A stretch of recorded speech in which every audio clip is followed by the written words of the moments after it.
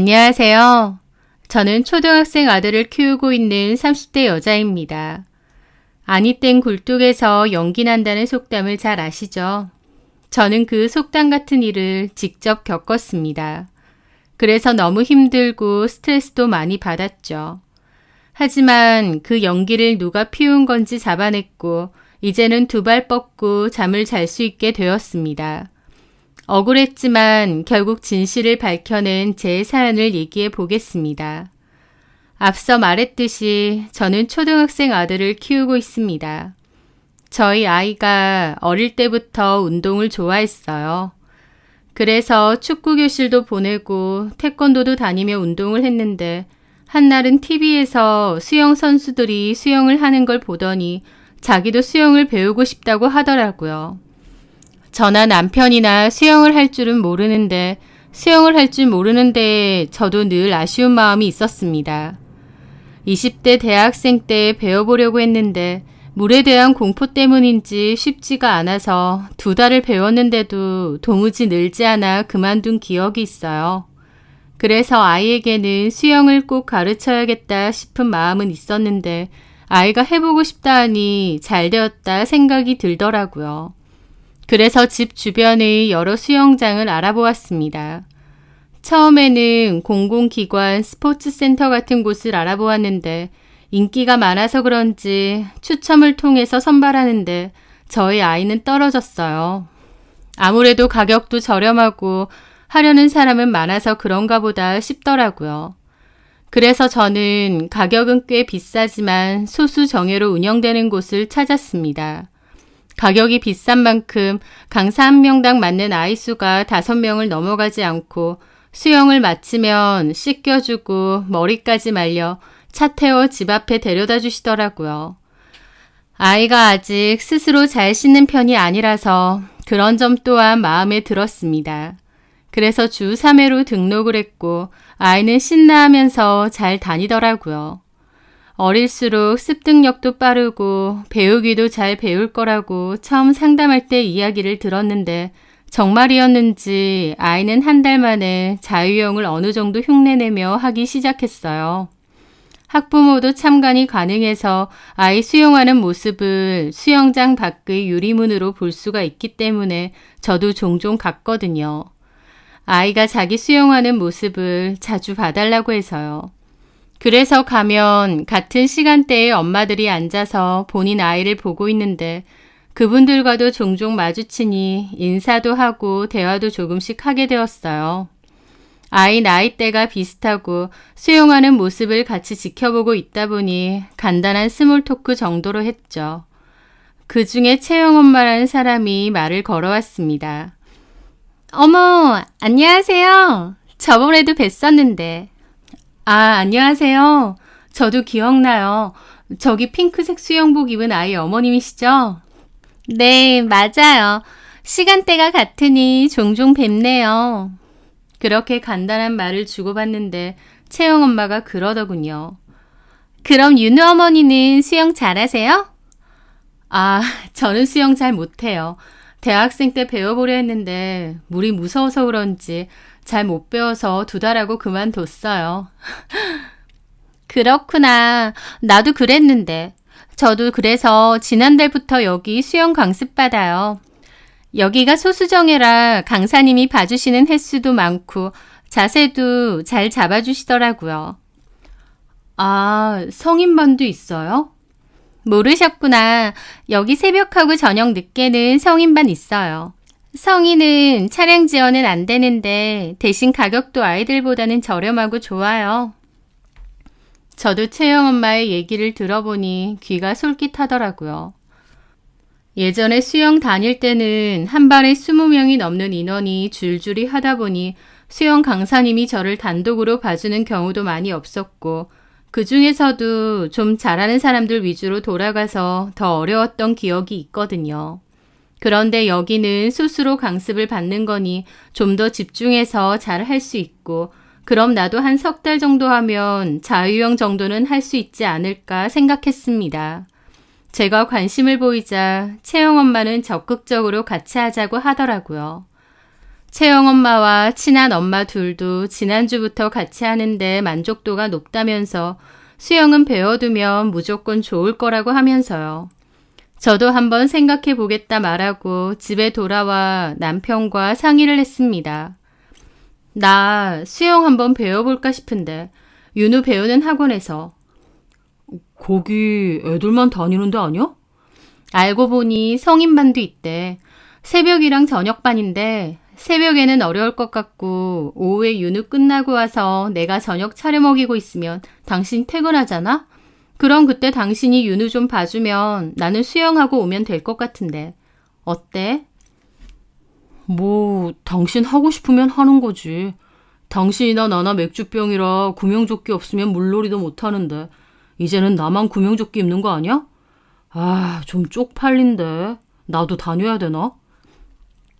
그럼 당신도 새벽반 다녀, 출근 전에. 아우, 됐습니다. 그 시간에 좀 더 자는 게 훨씬 좋습니다. 그렇게 남편과 우스갯소리를 하며 등록을 맘먹었습니다. 늘 맥주병이었는데 구명조끼나 튜브 없이 수영을 하게 된다면 꽤 멋있겠는데 싶어서 기대가 되더라고요. 그전까진 몰랐죠. 수영을 등록했던 그 일이 저에게 엄청난 사건을 가져다 줄 줄은 말이에요. 그 후 저는 수영을 등록해서 다니게 되었습니다. 사실 아이와 물놀이를 갈 때는 긴팔 래시가드에 긴 레깅스를 입었는데 오랜만에 수영복을 입으려니 조금 쑥스러운 기분도 들더라고요. 하지만 다들 그렇게 입고 오니까 금방 적응이 되었습니다. 아이가 자기 선생님이 제일 다정하고 잘 가르쳐 주신다고 했는데 그분이 마침 성인반 저녁 강습을 맡는다고 하셨습니다. 그 수영장에는 선생님이 4-5분 계셔서 한 레일당 아이 4-5명을 강습하는 곳이었는데요. 저녁반은 성인 인원이 적어서 그런지 강사님은 2분이 계시고 성인 회원들은 다 해서 9명 정도 되었습니다. 레일은 2개를 쓰고요.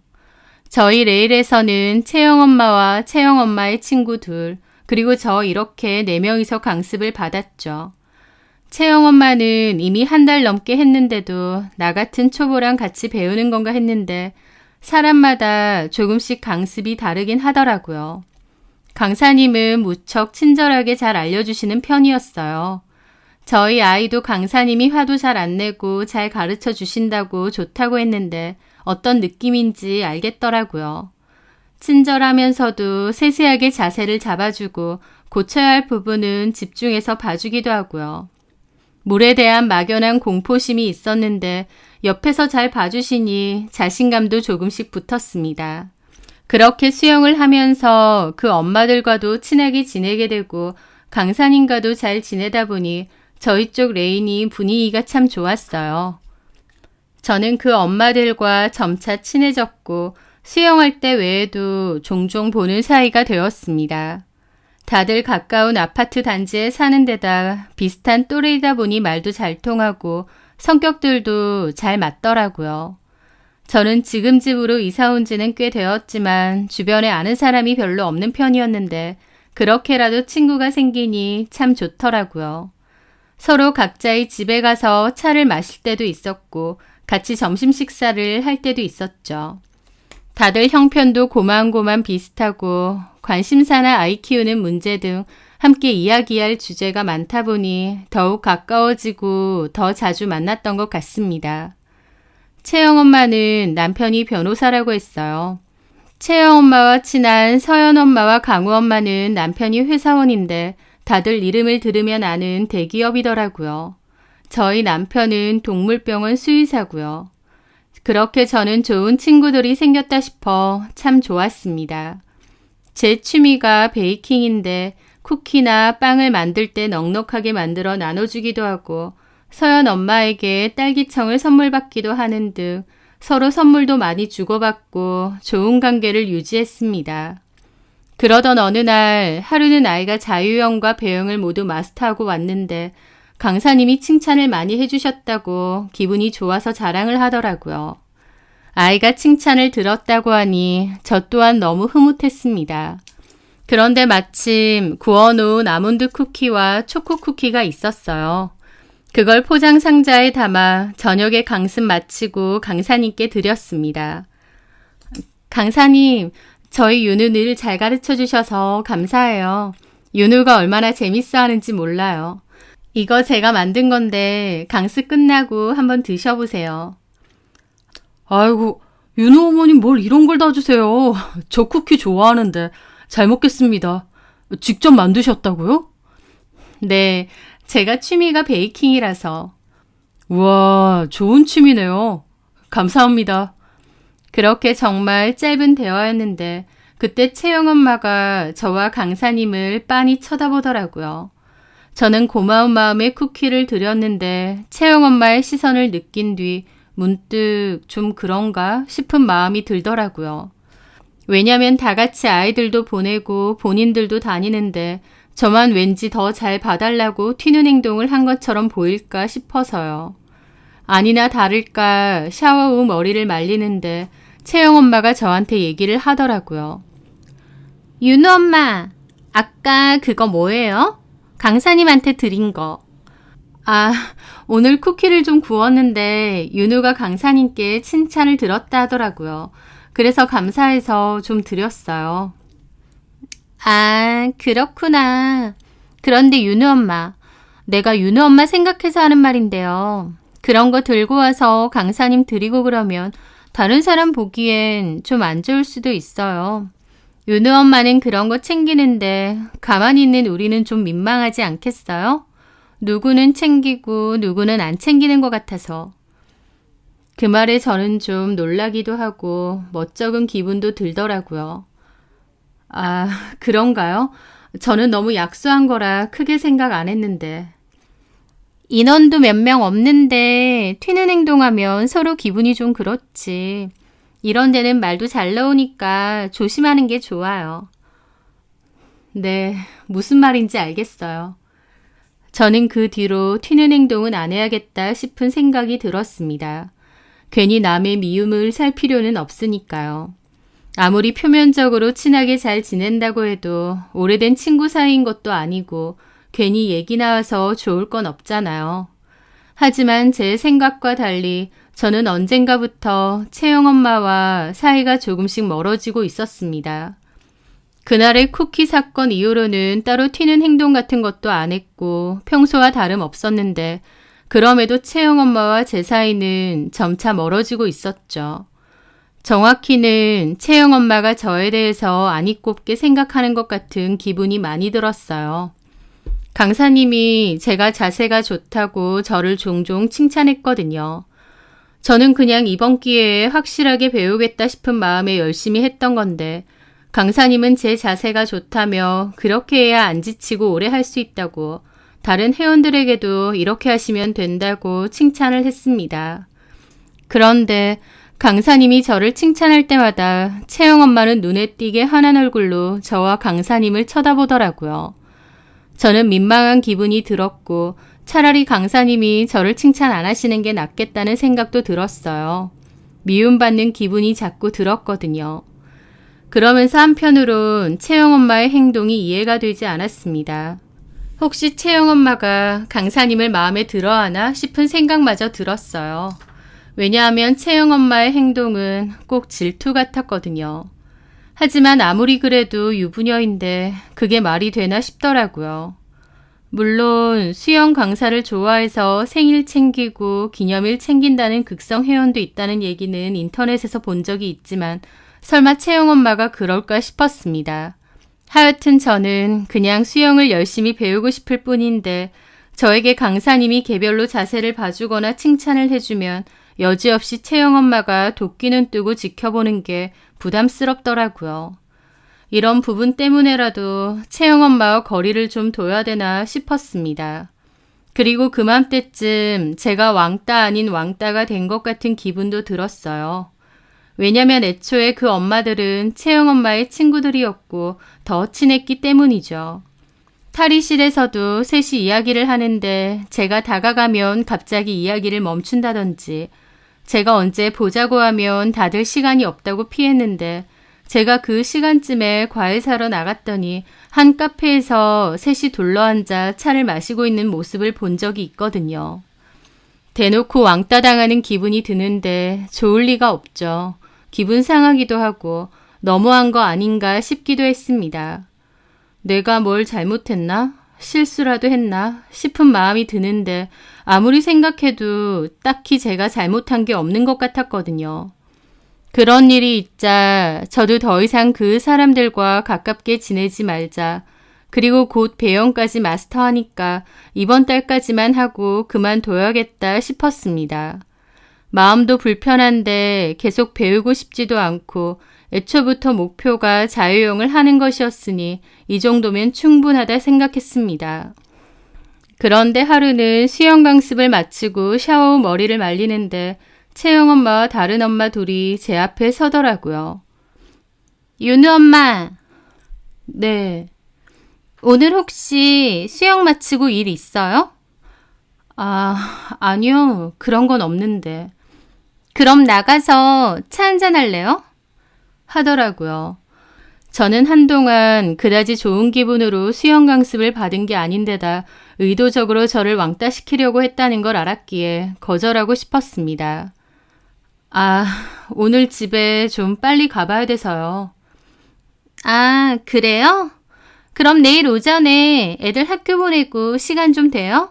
내가 꼭 할 말이 있어서. 지금 하시면 안 되는 거예요? 얘기가 좀 길어질 것 같아서요. 내일 시간 되면 내일 좀 봐요. 하면서 단호하게 약속을 잡자고 나오는데 저도 거기서 더 거절을 하지 못했습니다. 그래서 결국 다음날 만나기로 하고 헤어졌죠. 그날 집에 오면서도 뭔가 찜찜했습니다. 무슨 일로 그러는 걸까? 내가 뭘 실수한 게 있나 싶은 생각이 들었거든요. 그렇게 다음날까지도 찜찜한 기분으로 남편과 아이를 보내고 저는 나갈 채비를 한 뒤 약속 장소에 나갔습니다.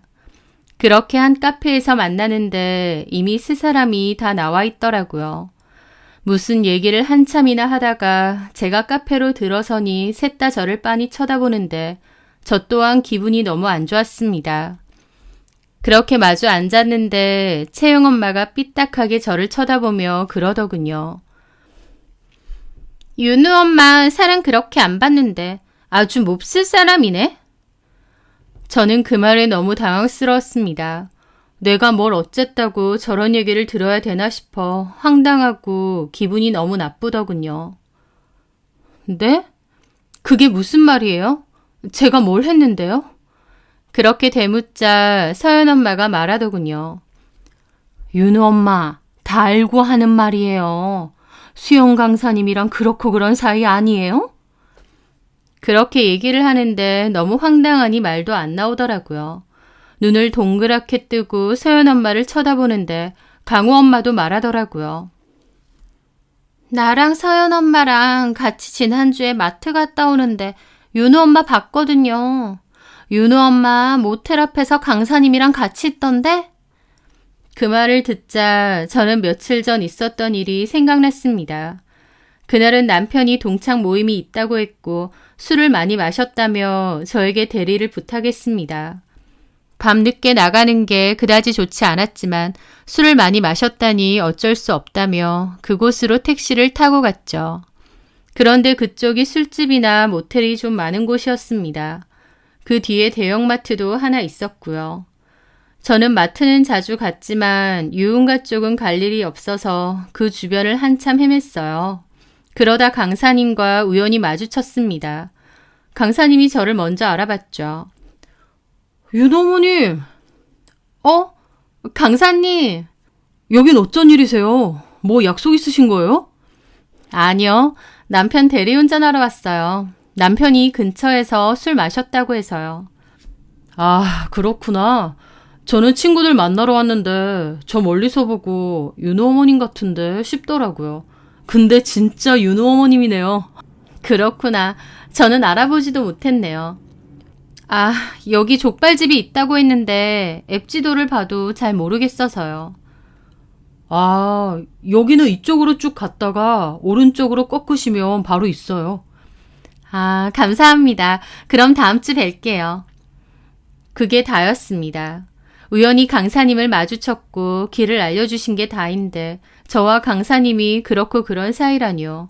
너무 황당했습니다. 그건 남편 데리러 갔다가 우연히 마주친 거예요. 하지만 그 세 사람은 전혀 저를 믿는 눈치가 아니었습니다. 상황 설명을 했지만 서연 엄마는 비웃는 표정을 지으며 말하더라고요. 근데 하필 왜 모텔 있는 건물 앞에서 그러고 있냐고요. 참 공교롭네. 저는 그 건물에 모텔이 있는지도 몰랐습니다. 어떤 건물이었는지도 기억도 잘 안 나는데요. 너무 황당하기도 했지만 한편으론 저도 열받기 시작하더라고요. 이 사람들이 뭔데 저를 이렇게 몰아세우나 싶고요. 강사님하고는 진짜 우연히 만난 거고요. 그렇게 잠시 길 알려주시고는 금방 각자 갈 길 갔어요. 그런 대화를 그렇게 다정하게 한다고요? 우리가 차 타고 지나가면서 내내 대화하는 거 봤는데 내가 사진도 찍었어. 하면서 사진을 보여주는데 좀 흔들리긴 했지만 저와 강사님이 마주보고 있는 장면이 찍혀 있었습니다. 마트 주차장에서 나와 지나가는 길에 봤다면 그것 또한 잠시일 텐데 그렇게 말하는 게 진짜 어이가 없더라고요. 그런데 거기에 채영 엄마는 말을 덧붙였습니다. 사랑 그렇게 안 봤는데 진짜 웃기네. 하긴 처음부터 강사님 쿠키 챙겨주고 강사님 꼬리칠 때부터 내가 알아봤어. 애 있는 사람이 그렇게 살면 되는 거예요? 진짜 부끄러운 줄을 알아야지. 그리고 강사님이 좀 잘해주니까 뭐라도 되는 것 같아? 어쩐지 강사님 보는 눈빛이 다르더라니까요. 수영을 배우러 온 건지 연애를 걸러 온 건지 남편이 외롭게 해요? 하는데 진짜 억울하고 기가 차더라고요. 제 눈빛이 뭐가 어쨌는지도 모르겠고 그냥 열심히 하려 한 것뿐인데 이게 다 무슨 일인가 싶었습니다. 게다가 저는 강사님 하면서 꼬리친 적도 없고 오히려 채영 엄마가 강습 때 유달리 강사님한테 붙어서 자세 봐달라 이게 안 된다 하면서 시간을 많이 끄는 편이었습니다. 그런데 이런 더러운 오해까지 받게 되니 너무 기막히고 열받더라고요. 저는 거기서 대화를 더 할 필요도 해명할 필요도 없다고 생각했습니다. 제가 아니면 아닌 거고 이 아줌마들의 더러운 오해에 제가 일일이 날뛰며 해명하고 싶지도 않았어요. 지금 세 분이서 그렇게 저 몰아가고 싶으신가 본데 저는 떳떳하고 그런 행동 한 적이 없습니다. 그렇게 생각하던 말던 마음대로 생각하세요. 제가 여기서 이런 얘기 들을 이유가 없네요. 저는 그렇게 자리에서 일어나 나왔습니다. 그 세 명은 여전히 저를 째려보고 있고요. 저는 너무 놀라고 억울해서 심장이 벌컥벌컥 뛰더라고요. 어쩜 사람을 뭘로 보고 그런 더러운 소리를 하나 싶고요. 그런데 그 뒤에가 더 어이없었습니다. 저는 그 말도 안 되는 사실을 남편에게 전할 필요 없다고 생각했는데 남편한테 전화가 왔어요.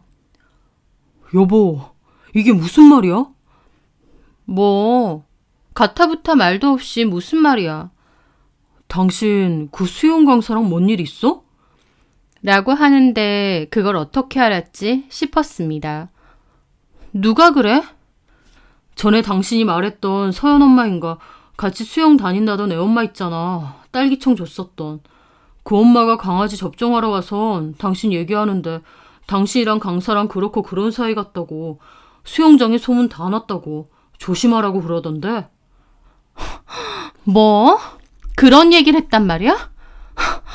정말 기도 안 차서 이 여자가 미쳤나? 나도 말도 안 되는 소리 하지 말라고 강하게 말하긴 했는데 솔직히 기분은 좀 안 좋네. 다행히 남편은 그 말을 믿지 않는 듯 했습니다. 제 성격과 성향, 그리고 제가 가정에 충실한 모습 등은 남편은 누구보다 잘 알고 있으니까요. 하지만 남편이 말은 그렇게 해도 찜찜하겠죠. 그런 소문을 대놓고 들었으니까요. 저는 단호하게 말했습니다. 여보, 나 진짜 당신한테 부끄러운 짓 한 번도 해본 적 없고 이거 그 아줌마들이 자기 마음대로 그렇게 생각하고 얘기하는 거야. 어제도 나 따로 불러서 그런 얘기하는데 얼마 전에 나 당신 대리운전 해주러 갔을 때 그때 강사님하고 그 주변에서 우연으로 잠시 만났거든. 그걸 가지고 나랑 강사님이 그렇고 그런 사이라고 몰아세우는 거야. 내가 당신 전화 받았을 때 윤우 잠들어 있어서 바로 나가서 당신 데리고 들어왔는데 진짜 그 여자들 말대로라면 그런데 갔다 올 시간이나 있었겠냐고. 말도 안 되는 개소리지. 이런 사실을 남편에게 해명해야 된다는 것조차 너무 억울하고 속상하더라고요. 그리고 저는 이 여자들을 가만두지 않겠다고 생각했습니다. 오해를 분명히 푸는 것 말고도 고소를 해서라도 사람 몰아세우고 이상한 헛소문 퍼뜨리는 그 여자들을 가만 못 두겠더라고요. 저는 다음날 저녁 강습을 가기로 했습니다. 원래는 그냥 남은 강습비가 아깝지만 그 여자들과 상종을 하기 싫어서 안 가야지 했는데 이런 일은 질질 끄는 게 더 아닌 것 같고 괜히 저 없을 때 소문이 더 커질 것 같았습니다. 캥기는 게 있으니 안 온다고 할 것 같고요. 그게 더 골치 아플 것 같고 내가 떳떳한데 피할 이유도 없다 싶었습니다. 그래서 저는 그날 저녁 강습을 갔습니다. 수영은 하지 않을 생각으로 마칠 때쯤 해서 갔는데 가서 보니 가관이더라고요. 그 여자 3명이 웃으면서 강사님한테 계속 뭔가 말을 걸고 있고 강사님은 평소와 다름없이 지도를 하고 있고요. 그러다 유리문 밖에 저를 보고는 오늘 왜 참석을 안 했냐는 듯 자세를 취하며 쳐다보며 말을 하시는데 유리창 밖으로는 소리가 그다지 안 들려서 저는 그냥 가볍게 목례를 하고 기다렸습니다. 환하게도 이 사건을 강사님은 전혀 모르는 듯 했고 그게 더 기분이 나빴어요. 나한테는 그렇게 쥐잡듯이 째려보고 뭐라고 하던 여자들이 정작 자기들 얘기에 당사자 중 한 명인 강사님한테는 아무런 말도 안 했던 건가 싶었거든요. 막말로 자기들이 그런 오해를 했으면 회원이랑 노란한 강사에게도 따져야 되는 거 아닌가요? 왜 저만 죽자구나 잡고 소문을 내려고 하는지 기가 막혔죠. 그렇게 씩씩거리고 있는데 그렇게 씩씩거리며 화나 보이는 사람이 제 옆에도 한 명 더 있더라고요. 그 사람은 수영하면서 한 번도 본 적이 없는 사람이었습니다. 회원 같지도 않아 보였고요.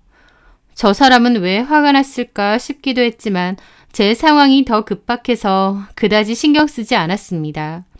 근데 옆에 여자분은 진짜 계속 화를 참듯이 숨을 고르며 수영 강습을 바라보고 있는데 뭐 때문일까 싶긴 하더군요. 그렇게 수영을 마치고 탈의실 앞에서 한참 더 기다리니 그 여자 셋이 나왔습니다. 저는 강사님께도 수업 마치면 잠시 얘기 좀 하자고 문자를 따로 보내놓았기에 그 여자들 나올 때쯤 강사님도 같이 나왔고요.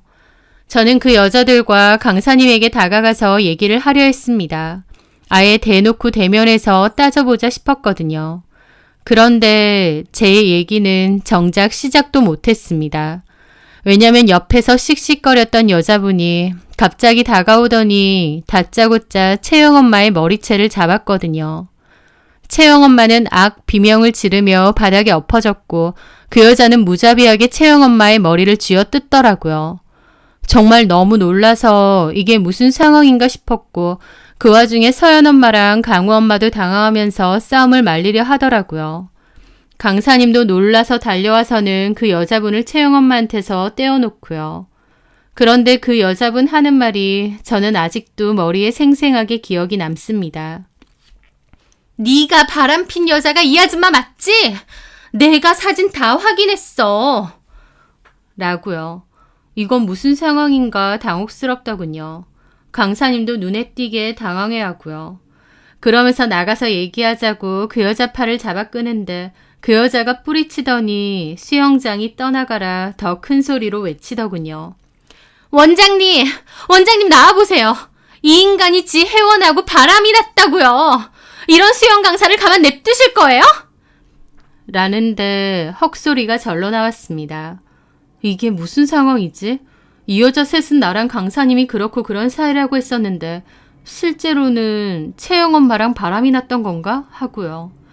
놀라기로는 서연 엄마와 강우 엄마도 마찬가지인 듯 했습니다. 저한테 한 번 더 퍼부을 작정으로 당당하게 탈의실에서 나왔는데 정작 진짜 바람은 자기들과 친한 채영 엄마가 핀 거였으니까요. 그 와중에 원장님이 기계실에서 소리를 듣고 급하게 달려 나오셨고 카운터 직원도 달려왔습니다. 그 여자는 채영 엄마의 뺨을 내리치며 소리를 질러대더라고요. 야, 이 미친년아. 너도 유부녀면서 임자 있는 남자 건드리고 싶디? 더럽게 놀아도 유분수지. 너 내가 사준 차에서도 그 짓 했지? 내가 혹시나 해서 블랙박스 말고도 녹음기 넣어놨었어. 왜? 여기서 틀어볼까? 아니면 니네 남편하고 네 자식 앞에서 틀어줄까? 하면서 눈이 뒤집혀 소리를 지르는데 그 상황에 입도 다물지 못하고 서 있을 수밖에 없었습니다. 그 여자가 너무 흥분했고 채영 엄마를 요절낼 것 같은 기세였기에 채영 엄마는 가까스로 도망가 서연 엄마와 강우 엄마 뒤로 숨더라고요. 하지만 서연 엄마랑 강우 엄마도 기막힌 얼굴로 한마디씩 하더라고요. 자기야, 이게 다 뭔 소리야? 나보고는 윤우 엄마라며. 강사님한테 내내 애교 부리고 선물 퍼나르고 모텔 드나든다더니 윤우 엄마가 아니라 자기가 핀 거야? 어머 세상에. 저번에 나랑 서연 엄마 마트 갔다 윤우 엄마랑 강사님 본 적 있다 했더니 자기도 봤다며. 모텔에서 나오는 거. 그래놓고 어떻게 이럴 수가 있어? 그렇게 그 엄마 둘도 쏘아대는데 채영 엄마는 어떻게 해야 될지 당혹스러운 얼굴로 어쩔 줄을 몰라 하고 있었습니다. 그런데 그 여자가 강사에게 그러더군요. 쥐뿔도 없는 거 옷 사주고 차 사주고 사람 만들어놨더니 네가 이렇게 나를 배신해? 너 가진 거 개뿔 몸뚱아리 그거 하나 아니야?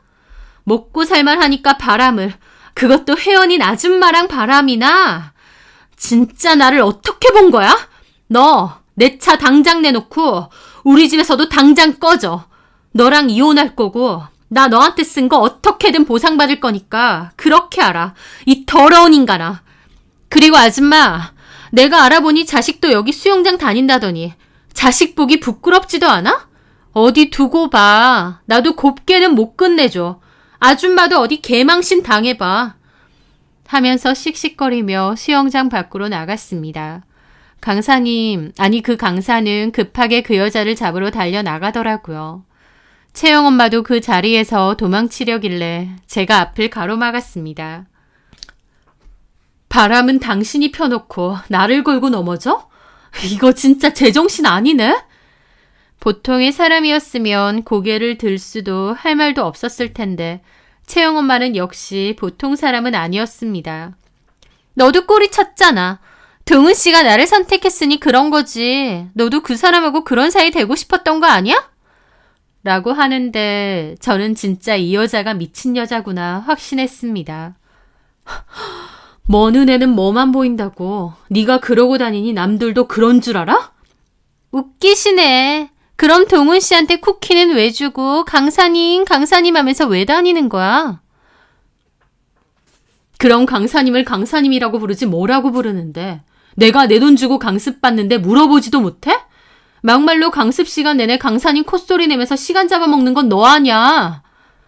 나는 왜 저러나 했더니 이제 알겠네.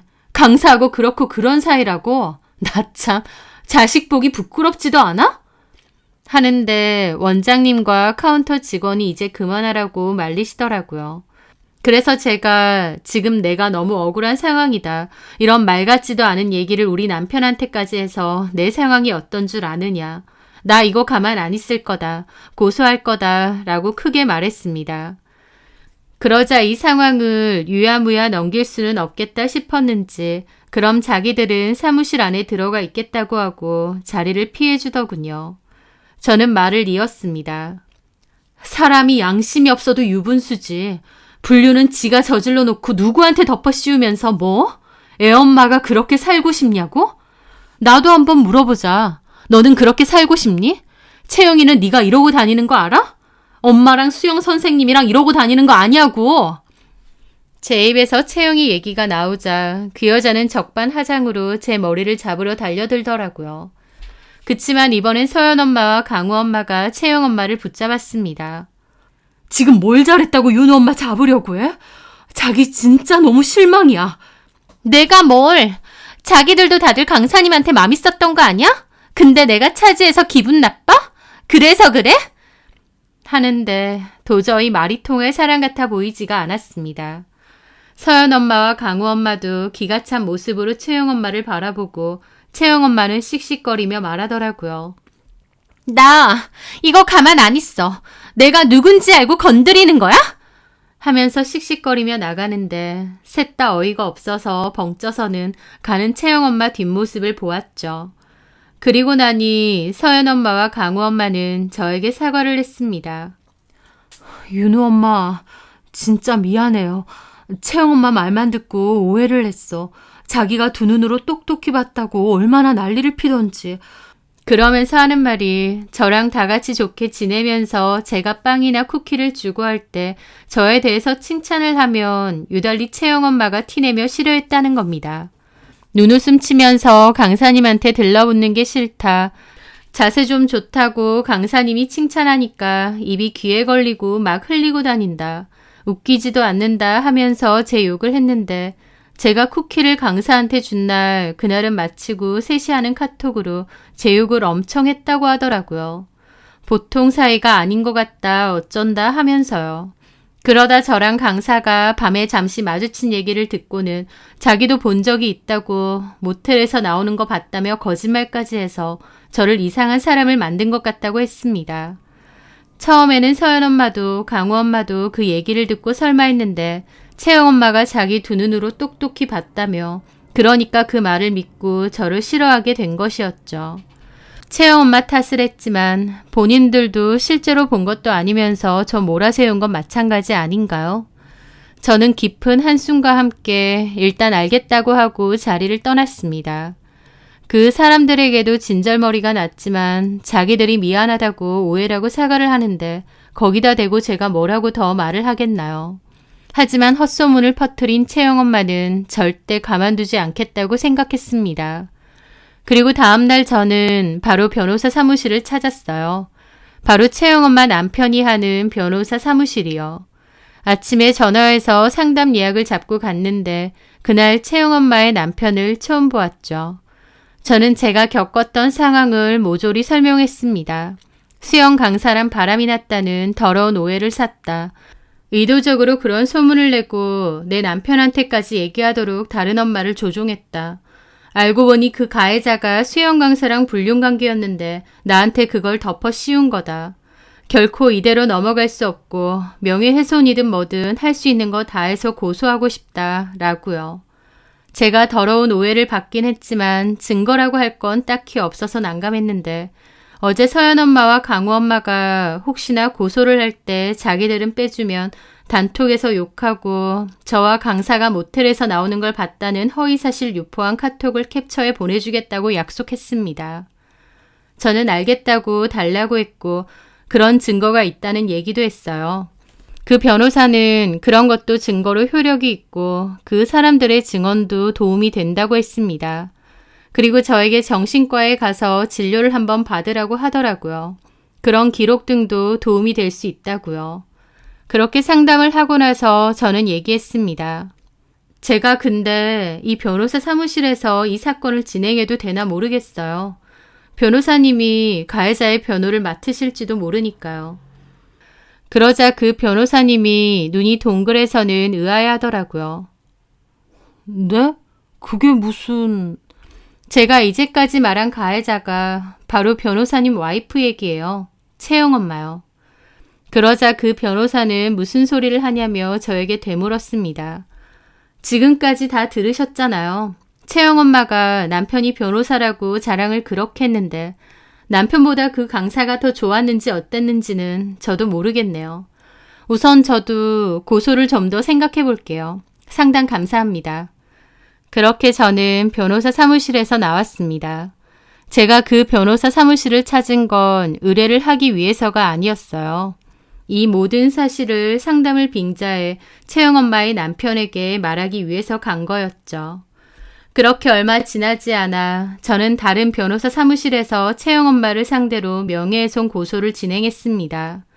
그 사이에 채영 엄마 남편이 조언한 대로 정신과 진료도 한번 받고 증거와 증언도 받아놓고요. 그러면서 알게 된 사실인데 강사의 본처도 채영 엄마에게 상간소송을 걸었다고 했습니다. 아직 소장은 날아오지 않았는데 채영 엄마한테 전화를 걸어서는 소장 작성했으니 곧 갈 거라고 가만 안 두겠다고 그랬고 채영 엄마는 그 와중에 서연 엄마 강우 엄마에게 나 어쩌냐고 톡을 보낸 모양이더라고요. 당연한 얘기지만 그 강사님은 수영장에서 잘렸고 그날 이후 수영장을 아예 나오지 않았습니다. 카운터 여직원에게 들었는데 원래 집이 되게 가난한 편인데 현재 본처와 1:1 강습하다 눈 맞아서 결혼했다고 하더라고요. 갑자기 신분 상승처럼 외제차 타고 명품 옷 입고 그랬다 하고요. 그 와중에 돈 좀 있어 보이는 아줌마 있으면 유달리 잘해주고 스킨십 많이 하더니 저런 일 한번 생길 줄 알았다 하더라고요. 유달리 친절했던 게 타고나길 그랬던 건가 싶었는데 알고 보니 뭔가 뜯어내려는 수작이었나 싶은 생각마저 들었습니다. 그렇게 수영장도 한바탕 풍파가 지나가고 저는 고소진행을 맡겨놓은 터라 따로 제가 바쁘게 뭘 할 필요 없이 상황을 주시했습니다. 그 와중에 서연 엄마는 저에게 연락해서 상황을 알려줬는데 결국 채영 엄마는 이혼을 당하게 되었다고 하더라고요. 게다가 소문날까봐 채영 아빠는 이사도 했다고 하고요. 채영 엄마는 이제 자기는 어떻게 사냐고 서연 엄마한테 징징거렸다는데 누가 다른 남자랑 바람피고 더럽게 놀아라고 등 떠밀었나요? 본인이 그런 집 버려놓고 다른 사람이 그랬다고 뒤집어 씌우랬나요? 하나부터 10까지 다 자기가 저지른 짓인데 누구 탓을 할까요? 저는 민사소송과 형사소송으로 나누어 진행했고 결과적으로는 구약식 벌금형 300만 원의 결과를 받았습니다. 아마 그 여자는 저 말고도 상간소송과 이혼으로 머리가 지끈지끈 하겠죠. 심지어 남편이 변호사니 오죽 남편 본인 유리하게 진행을 하겠나요? 살다 보니 이런 황당하고도 억울한 일에 휩쓸릴 때도 있는 것 같습니다. 그저 타인에게 친절하고 가벼운 성의를 표시했을 뿐인데 이런 일에 휘말리게 되어 그 뒤로 저는 누구에게 선물을 하는 것도 움츠러들 때가 많아요. 그 전까지는 학원 선생님들께도 명절이나 스승의 날에 선물을 종종 하곤 했었는데 요즘은 선뜻 하겠다는 마음이 잘 생기지 않네요. 하지만 제 억울함이 그렇게 한 번에 풀리고 그 여자는 실컷 벌을 받게 되었으니 권선징악이라는 게 진짜 있는 거구나 새삼 생각이 들기도 합니다. 저는 앞으로도 제 자신과 자식 그리고 남편에게 부끄럽지 않게 당당하게 살아가려 합니다. 제 사연 들어주셔서 감사합니다.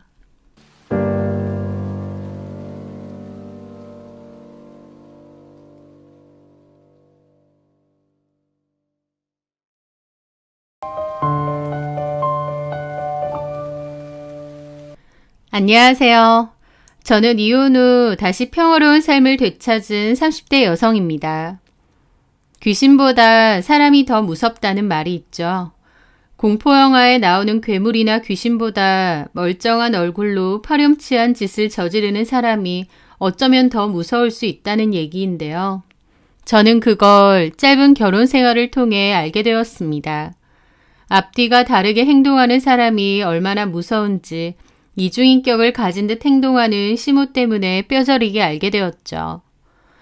체면을 제일 중요시하던 시모는 남들 앞에서는 천사의 얼굴을 했고 제 앞에서는 세상에 둘도 없는 악마가 되었어요. 그게 정말 사람을 미치게 만들더라고요. 결혼 생활 내내 온갖 수모는 당했지만 좋은 사람 코스프레를 하던 시모 때문에 어디 하소연도 하지 못하고 서러웠던 저의 이혼 스토리를 여기에 풀어보도록 하겠습니다. 평범한 대학생이었던 저는 학교 봉사활동 동아리에 들어가 활동을 했었어요. 예전부터 부모님을 따라 봉사활동을 자주 갔었는데 누군가를 돕는다는 게 뿌듯하고 보람차서 그쪽 관련 학과를 지원했고 또 학교 봉사활동 동아리도 가입했습니다. 취업 준비를 본격적으로 하기 전인 4학년 전까지 저는 동아리 활동에 부지런히 참여해 요양원이나 보육시설 등을 돌아다니며 봉사활동을 했죠. 남자친구를 만난 건 대학교 3학년 때였어요. 남친은 친구 따라 저희 동아리에 가입했다고 했어요. 제가 4학년 졸업반이 되면서 본격적으로 취업 준비를 하겠다며 그만두기 전까지 1년 동안 함께 이런저런 활동을 하며 친해지게 되었습니다. 그 사이 동아리 회식이 있던 날 남친은 저에게 고백을 했고 훈훈한 외모며 재미있는 성격 때문에 평소 그에게 호감을 가지고 있던 저는 고백을 받아들여 결국 사귀게 되었어요. 대학교 커플은 오래가지 못한다는 얘기가 많았지만 저희는 꽤 오랜 기간 교제를 했습니다. 복학생이었던 남친보다 제가 먼저 졸업을 했고 저는 한 복지관에 취업을 하게 되었습니다. 직장인으로 일을 하던 저는 남친이 졸업반이 되었을 무렵 이제 취업 준비를 해야 되지 않겠냐고 물은 적이 있었어요. 그랬더니 남친은 졸업하면 자기 어머니가 운영하는 회사에 들어가 일할 거라고 말하더라고요. 처음 듣는 이야기였어요. 남친 어머니가 회사를 운영하신다는 사실이요. 그 전까지 만나오면서 서로 그런 얘기를 거의 하지 않았거든요. 부모님 직업이나 집안의 재정 상태 같은 거요. 결혼을 전제로 만나는 것도 아니고 대학생들끼리 가벼운 마음으로 만나는 것이다 보니 굳이 물어본 적이 없었던 거죠. 남친은 아버지는 안 계셨고 어머니는 식품회사를 운영 중이셨어요. 남친의 말에 따르면 회사가 크진 않아도 해외 수출도 하고 안정적으로 운영이 되고 또 어머니께서 사회적으로 도움이 되는 기부나 봉사활동을 많이 해서 자기도 어머니를 많이 존경한다고 하더군요. 그러면서 자신이 봉사활동 동아리에 들어가게 된 것도 어머니 영향이 크다는 얘기를 했습니다. 그래서 저는 그때 처음으로 남친 집안이 여유가 있구나, 또 남친 어머니의 성품이 참 좋은 분이구나 싶었죠. 그 뒤로 남친 역시 졸업을 했고 본인이 말한 대로 어머니 회사에 들어가 일을 하더라고요. 그렇게 별일 없이 여느 직장인 커플들처럼 평일에는 각자 바쁘게 일하고 주말에 만나 데이트를 하면서 지내다 보니 빠르게 시간이 흘러 만난 기간이 5년이 넘게 되었습니다. 이렇게까지 길게 이어지는 인연이 될 줄은 몰랐죠. 사실 중간에 몇 번 헤어질 뻔한 적도 있었거든요. 매번 제가 먼저 헤어지자고 말했는데 원인은 남친이 술만 마시면 조금 난폭한 모습을 보여서였어요. 저에게 직접적으로 해코지를 한 건 아니었지만 술에 취한 남친은 곧잘 주변 테이블에 있던 사람들에게 시비를 걸기도 하고 휴대폰이며 가방이며 바닥에 집어 던지기도 잘했죠. 보육원에서 아이들과 잘 놀아주고 또 어른들에게 예의 바르던 남친의 모습과 너무 다른 모습을 보고 크게 실망했습니다. 그래서 헤어지자고 통보했죠. 그랬더니 남친이 전화로 울면서 자기가 잘못했다고 빌더라고요. 제가 단호하게 나오자 집 앞까지 찾아와 무릎을 꿇고 다시는 그러지 않겠다고 하는데 그 말에 속아서 용서해주고 말았습니다. 그러고도 몇 번 더 그런 일이 있었어요. 저도 참 바보 같은 게 그런 일이 반복되면 그쯤에서 남친과의 인연을 끊어내는 게 맞는데 그때만 해도 저 역시 남친을 많이 좋아했다 보니 다음날 멀쩡한 얼굴로 사과를 하면 다음부터는 그러지 말아라 하고 받아주고 말았죠. 나중에는 그런 일이 일어나도 어느 정도는 그러려니 하게 됐고 제가 나서서 뒷수습까지 해줄 정도였어요. 어떻게 사람이 좋은 면만 있겠나 싶어 받아주고 이해해주고 그랬던 거죠. 그렇게 5년을 만났고 오래된 커플이다 보니 주변의 남친과 저를 다 알고 있는 친구들은 너희 참 오래 만난다며 어서 결혼하라는 얘기를 곧잘 했어요. 솔직히 저는 크게 결혼 생각이 없었습니다. 남친과 만나면서 그와 함께하는 결혼 생활을 상상해 본 적이 잘 없었거든요. 대학생 때부터 별의별 모습을 다 봐왔던 터라 언제까지나 이렇게 지낼 것만 같았지 서로 한 집에 살면서 아이도 같이 키우는 단란한 가족의 모습이 도저히 상상이 되지 않더라고요. 하지만 남친도 30대가 됐고 저도 30살에 가까워져 오니 결혼을 생각하지 않을 수 없었어요. 특히 저희 부모님은 교제한 기간이 있으니 이제 결혼 준비를 하는 게 어떻겠냐는 말을 자주 하셨어요. 그 얘기를 들은 후부터 저 역시도 진지하게 남친과의 미래를 고민해보게 되었습니다. 남친에게도 이 얘기를 했더니 당연하다는 듯 그러자고 했고 나중에 따로 저를 호텔방에 불러내 프로포즈도 하더라고요. 그렇게 저희는 결혼하기로 하고 각자 부모님께 이 사실을 알리기로 했습니다. 저희 부모님은 당연히 좋아하셨어요. 남친과 제가 대학생 때부터 오래 사귀고 있다는 걸 아셨기 때문에 결혼해도 잘 살 거라고 하셨죠. 그런데 남친 쪽은 상황이 달랐습니다. 프로포즈 각자 집에 말하자고 했던 그날 이후 평일에 갑자기 모르는 번호로 연락이 왔어요. 누구인가 싶어 받아보니 처음 듣는 중년 여성의 목소리더군요. 은경 씨 핸드폰 맞나요? 네, 제가 김은경입니다. 누구실까요? 네, 나는 진영이 엄마 되는 사람이에요. 진영은 제 남친의 이름입니다. 남친의 어머니가 갑자기 저에게 연락을 하신 거였어요. 저는 전화지만 자세를 고쳐앉고 정중히 대답했죠. 네, 어머니. 안녕하세요. 어머님은 무슨, 혹시 시간 괜찮으면 따로 차나 한잔 할까 싶은데 어때요? 내가 할 얘기가 있어서. 네, 어디로 찾아뵈면 될까요? 아니에요. 일 바쁠 텐데 내가 은경 씨 일하는 곳 근처로 갈게요. 아, 그러면 근처에 괜찮은 카페가 있는데 문자로 주소 남겨놓겠습니다. 시간은 언제가 괜찮으세요? 빠르면 빠를수록 좋겠어요. 오늘도 난 상관없고. 예, 저도 오늘 괜찮습니다. 제가 업무 중에는 나가기 어렵고 5시쯤에 마치는데 괜찮으실까요? 그래요. 그럼 그때 봐요.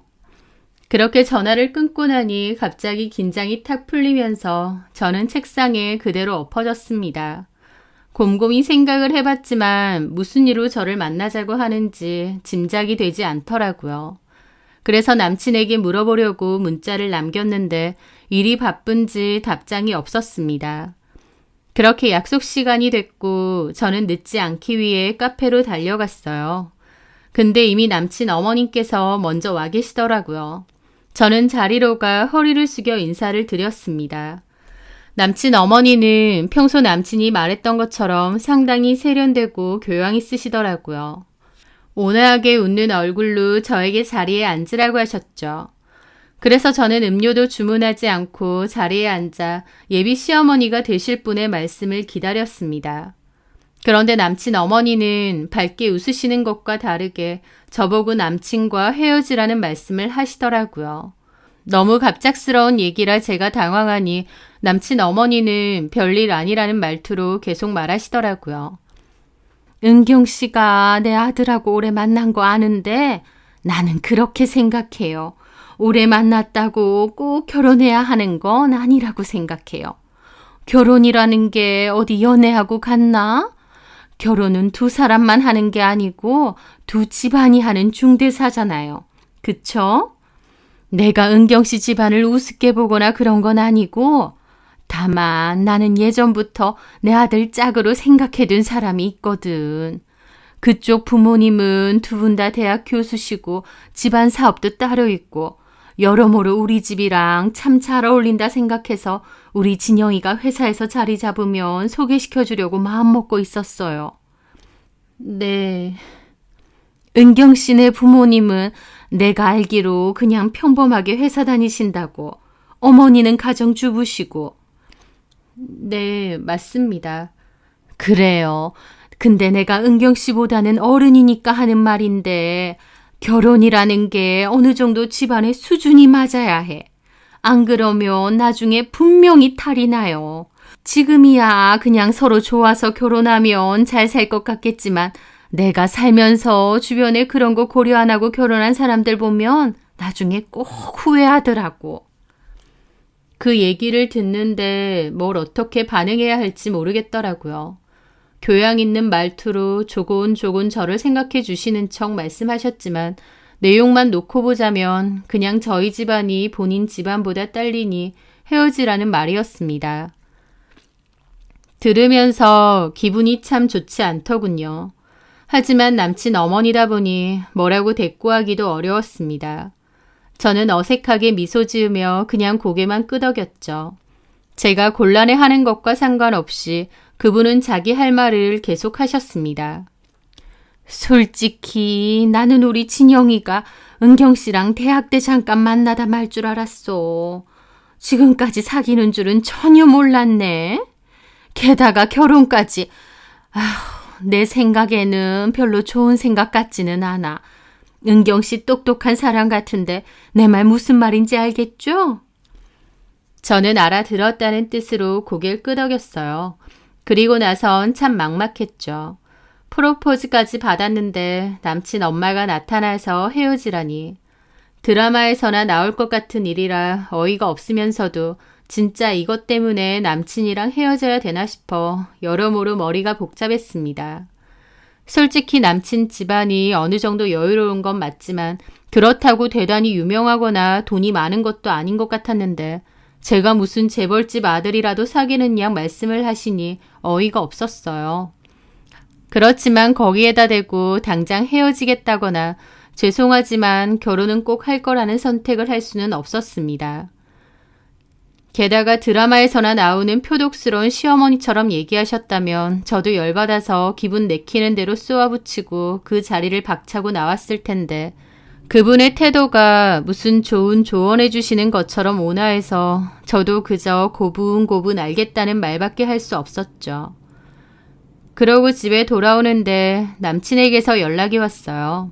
저는 카페에서 남친 엄마와 있었던 일을 다 말해줬고 그런 이유로 우리 결혼은 다시 한번 생각해 봐야겠다 얘기했습니다. 그랬더니 제 얘기에 남친은 화들짝 놀라더니 자기가 엄마랑 잘 얘기해 보겠다고 하더라고요. 하지만 저는 기대하지 않았어요.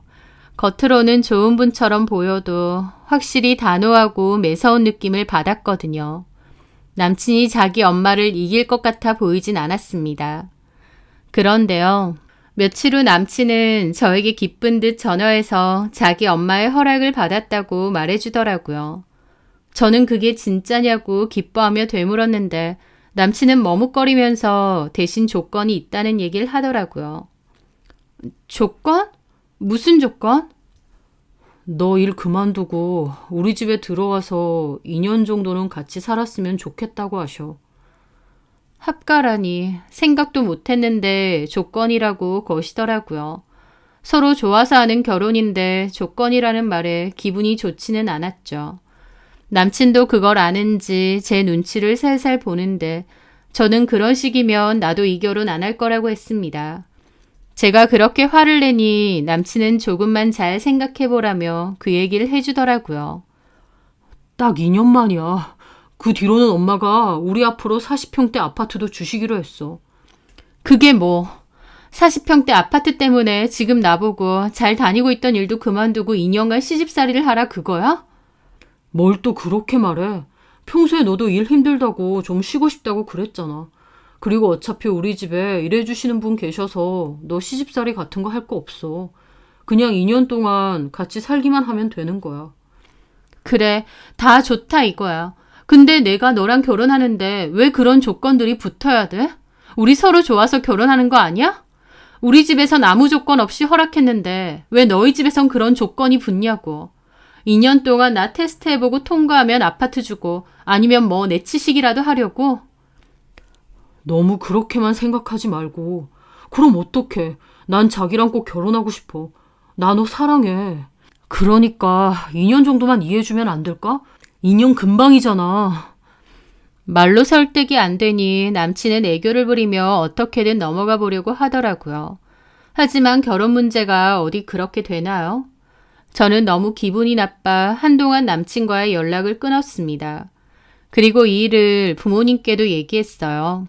저는 당연히 엄마 아빠도 기분 나빠하실 줄 알았는데 아빠는 예전에는 당연히 시부모 모시고 살았다는 둥, 또 요즘 40평대 아파트 마련해주는 시댁이 어딨냐는 둥 그냥 2년만 참고 살라고 하시더라고요. 속상했죠. 딸이 그런 취급을 당했는데 그렇게 말씀하시는 게 서운하더라고요. 근데 시간이 흐르면서 저도 그런 얘기를 주변에서 듣다 보니 또 그냥 2년 정도만 그렇게 살까 싶기도 했어요. 사실 그맘때 직장에서도 스트레스 받는 일들이 있었거든요. 그만두고 싶었던 것도 사실이고 다른 곳을 알아볼까 고민도 하던 때였어요. 그래서 조건이라는 말이 기분 나쁘지만 2년만 참고 살아볼까 싶기도 했죠. 게다가 남친도 저를 포기하지 않고 밤마다 찾아와 애걸복걸했습니다. 그 모습을 보는데 저도 지금 와서 헤어지기도 그렇고 이제와 다른 사람을 만나 연애하고 결혼하는 것도 쉽지 않을 것 같아 결국 저는 그 조건을 수락했습니다. 그렇게 저희는 결혼 준비를 했고 호텔에서 결혼식을 올렸어요. 저희 집은 주변 친척들이나 제 친구들, 직장 동료들이 와주었는데 남친네 집은 어머님께서 사업을 하시는 분답게 화환도 많이 오고 어디 기업 대표님들이 많이 찾아주셨죠. 나중에 식이 끝나고 피로한 자리에서 돌아다니며 인사를 드리는데 시모가 소개해줄 분들이 많다며 저희와 함께 피로 현장을 돌아다녔습니다. 그런데 저를 반대하셨던 것과 달리 사람들 앞에서는 제 손을 꼭 잡고 다니셨어요. 누가 시모에게 며느리 얻어 좋겠다고 말하면 시모는 저를 보고 웃으면서 딸이 하나 생긴 것 같아 기쁘다는 말을 하더라고요. 그 모습을 보는데 솔직히 조금 어처구니가 없었습니다. 그러면서 시모가 남들 앞에서 고상한 척 연기를 잘 하는구나 싶었죠. 그렇게 신혼여행을 끝내고 시댁에 들어가 살게 되었습니다. 분명 편안한 생활이 되지는 않을 거라고 예상했지만 실제로 제 신혼생활은 정말 끔찍했습니다. 시댁은 마당이 있는 2층 주택이었어요. 1층에는 시모가 지내고 저와 남편은 2층을 개조해 살았습니다. 집에는 정말 일해주시는 분이 계셨어요. 그분이 제 짐도 받아주시고 반갑게 인사도 나눴어요. 근데 황당한 게 그분이 마치 퇴사하면서 후임자에게 업무 알려주듯 그날 하루 동안 저를 데리고 이리저리 다니면서 해야 할 일들을 전부 설명해 주시더라고요. 저도 어느 정도 집안일은 해야 될 거라고 생각은 했지만 그렇게 다 설명을 해주시니 조금 얼떨떨 하더라고요. 근데 그 다음날 이유를 알게 됐죠. 아침에 일어나 남편이 저를 깨워 1층에 내려가 봤더니 그분이 없는 거예요. 제가 남편에게 물으니 시모가 어제까지만 나오고 그만두라고 했다는 겁니다. 결혼 전만 해도 일해주시는 분이 있어 시집살이 같은 거 걱정 말라더니 하루도 안 돼서 일해주시는 분이 그만둔 거였어요. 너무 기가 막혔죠. 하지만 저는 당장 아침 식사 준비를 해야 했습니다. 그런데 제가 살던 집도 아니고 뭐가 어디 있는지 잘 몰라 허둥거려야 했고 냉장고 안에 어떤 게 있는지도 몰라서 뭘 준비하기가 어렵더라고요. 그래서 제가 우왕좌왕하니까 식탁에 앉아있던 시모가 버럭 저에게 소리를 지르는 겁니다. 너 지금 뭐하니? 아침상 차리라니까. 할 줄 아는 게 뭐 없어? 처음이라 뭘 차려드려야 할지. 됐다. 도대체 친정에서 뭘 배운 건지 내일부터는 새벽에 일어나서 아침상 차려. 어려운 거 할 필요 없고 국 하나에 반찬 서너 가지. 생선 굽고 그러면 돼. 밥은 잡곡 섞어서. 이해했니? 네. 진영아, 너는 간단하게 뭐 사먹고 출근해. 우리 아들 배고프면 안 되지. 그러고는 시모와 남편은 자리에서 일어나 쌩하니 나가버렸습니다. 그 상황이 너무 놀라기도 했고 또 소리치는 시모의 모습은 처음 본 거라 심장이 막 두근거리더라고요. 남들에게 보여지는 모습을 신경 쓴다는 건 알았지만 그래도 며느리인데 저렇게 무섭게 말하는 건 생각지 못했던 터라 심장이 벌렁거렸죠. 그날 저녁 제가 이 일로 남편에게 따지자 남편은 엄마가 그렇게 한 건데 별 수 있냐는 식이었습니다. 결혼 전에 했던 말과 다르게 너무 무책임한 태도라 오히려 제 말문이 막히더라고요. 그러면서 남편 하는 말이 아침 준비하는 게 뭐. 어차피 이제 일 안 다니잖아.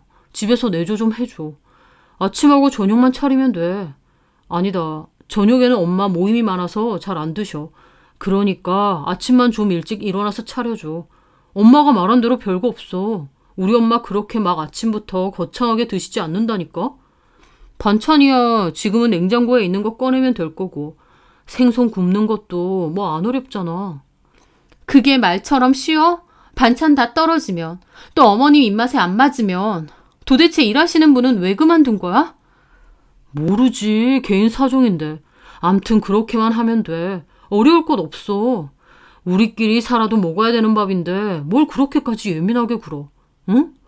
그러니까 그냥 좋은 마음으로 해줘. 알겠지? 자꾸 쉽다 쉽다 하는데 마음 같아선 그렇게 쉬우면 네가 하라고 말하고 싶었어요.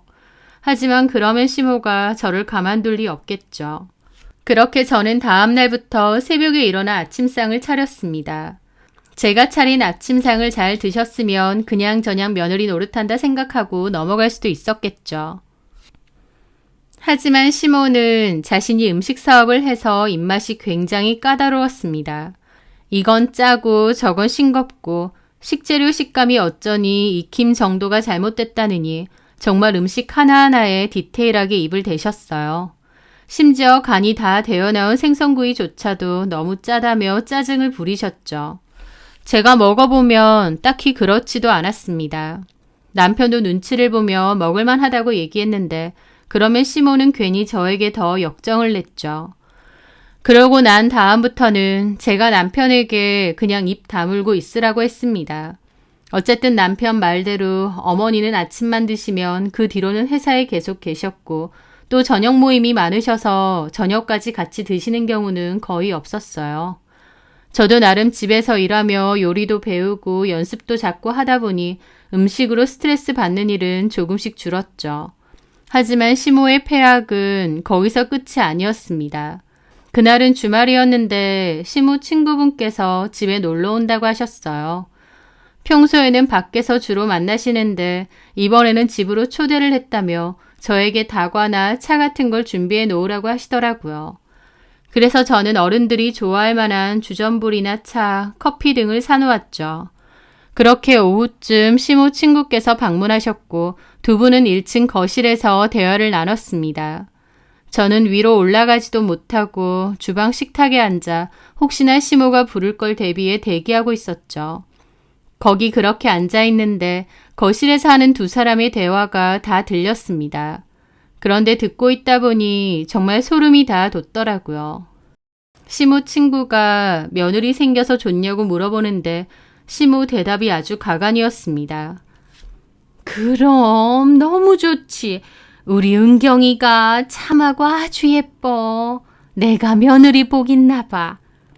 아이고 뭘 그럴까 봐. 고부간의 사이가 좋으면 얼마나 좋으려고. 아니야. 얼마나 나한테 잘하는데. 근데 일해주던 아주머니가 안 보이네.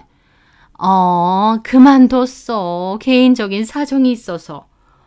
아, 그래? 근데 이제 은경이가 도맡아 하니까 상관없지. 얼마나 야무지게 살림을 하는지 우리 집에 사람 참 잘 들어왔구나 싶다니까.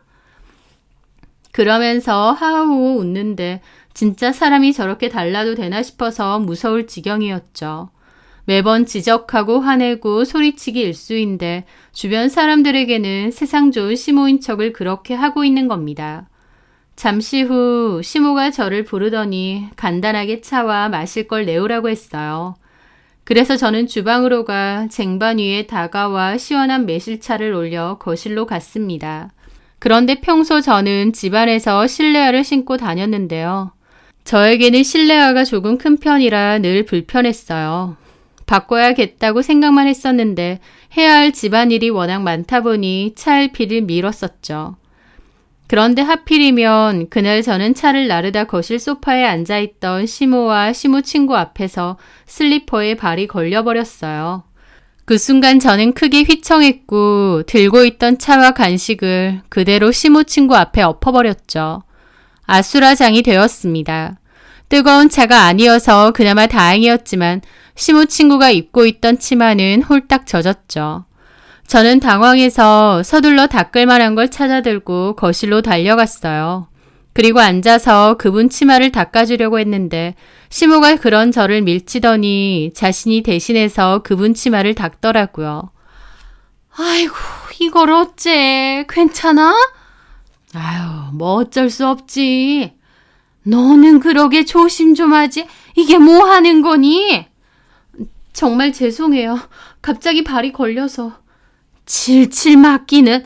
미안해, 강 여사. 일단 불편할 테니까 내 옷 중에 하나 입어요. 그렇게 시모는 친구분을 데리고 방으로 갔고 저는 남아서 거실을 마저 치웠습니다. 옷을 갈아입고 나온 다음 저는 다시 사과를 하며 새로 차를 준비했고 그렇게 얘기를 나눈 뒤 저녁 전에 시모 친구는 돌아갔습니다. 그런데 친구를 대문 밖에 마중하고 온 시모가 다짜고짜 손으로 제 머리를 후려 갈기는 거예요. 난데없이 머리를 맞은 저는 어안이 벙벙해서 그대로 얼어붙었죠. 그러면서 시모는 저에게 빽 소리를 질렀습니다. 야, 이 멍청한 년아! 그거 하나 제대로 못해서 그런 실수를 해? 누구 얼굴에 먹칠하려고? 씩씩거리며 갑자기 욕까지 하는데 너무 당황해서 뭘 어떻게 해야 할지 모르겠더라고요. 이전에도 저에게 함부로 얘기하시고 소리를 지르셨지만 이렇게 손찌검을 당한 건 그때가 처음이어서 저도 많이 놀랐습니다. 아이고, 답답한 년. 차 가지고 오는 게 뭐라고 넘어져서 일을 만들어? 내가 친구 보기 민망해서 그런 것도 제대로 못하면 넌 도대체 할 줄 아는 게 뭐니? 제가 일부러 그런 것도 아니고 말씀이 너무 지나치시네요. 말씀이 지나쳐? 이게 어디서 건방지게 시애미가 말하는데 따박따박 말대꾸야? 그럼 네가 잘했다는 거야? 쪽팔리게 내 앞에서 그딴 실수나 하고 정말 마음에 안 든다 하니 그런 짓만 골라서 해 아주. 시모는 그렇게 한참이나 폭언을 퍼붓더니 그대로 방으로 가 문을 쾅 닫아버렸습니다. 저는 한참이나 현관문 앞에 그렇게 멍하니 서 있었어요. 시모에게 맞은 머리가 얼얼하더라고요. 살다 결혼 생활을 하면서 시모에게 맞게 될 줄은 꿈에도 몰랐어요. 고부 갈등이 많다고는 하지만 며느리 때리는 시모 얘기는 잘 못 들어봤는데 그게 제 얘기더라고요. 그날 저녁 저는 골프 모임 갔다 온 남편에게 오늘 있었던 일을 얘기했습니다. 엄마가 어떻게 그럴 수 있느냐고 펄쩍 뛸 줄 알았는데 아니었습니다. 남편은 제 얘기를 가만히 듣더니 기가 막히게도 그러는 겁니다. 그러게, 조심 좀 하지. 엄마 친구분한테 큰 실수했네, 당신이. 그 얘기를 듣는데 정말 할 말이 없어지더라고요. 남편에게 너무 실망스럽고 어처구니가 없어서 눈물이 핑 돌았죠. 지금 그게 할 말이야? 나 어머님한테 맞았다고. 아직도 맞은 곳이 아파. 뭘 또 그렇게 말해? 우리 엄마가 당신한테 쌀쌀 맞은 건 나도 알아. 그래도 우리 엄마 남한테 함부로 손대고 그런 사람은 아니야. 그게 무슨 소리야? 그럼 내가 지금 거짓말이라도 한다는 거야? 그냥 살짝 민 건데 당신이 과민 반응하는 거겠지. 그게 어떻게 살짝 민 거야? 소리가 나도록 때리셨는데. 그래서 뭐? 누가 그런 실수하래? 친구분 앞에서 엄마가 얼마나 민망했으면 그러셨겠어. 사람이 어쩌다 그럴 수도 있지. 그게 며느리 머리 때릴 만큼 큰일이야? 아무튼 당신도 잘한 거 없으니까 그만해. 나도 골프 갔다 와서 피곤해. 쉬고 싶어. 남편은 그렇게 말하더니 그냥 쌩 하고 씻으러 가버리더라고요. 저는 진짜 억울하고 속상해서 뒷목 잡고 쓰러질 지경이었어요. 그리고 이혼까지 생각하게 됐죠. 이중인격인 시모도 끔찍했지만 자기 엄마 편들면서 저만 잘못한 사람으로 몰아가는 남편놈도 꼴보기 싫었어요.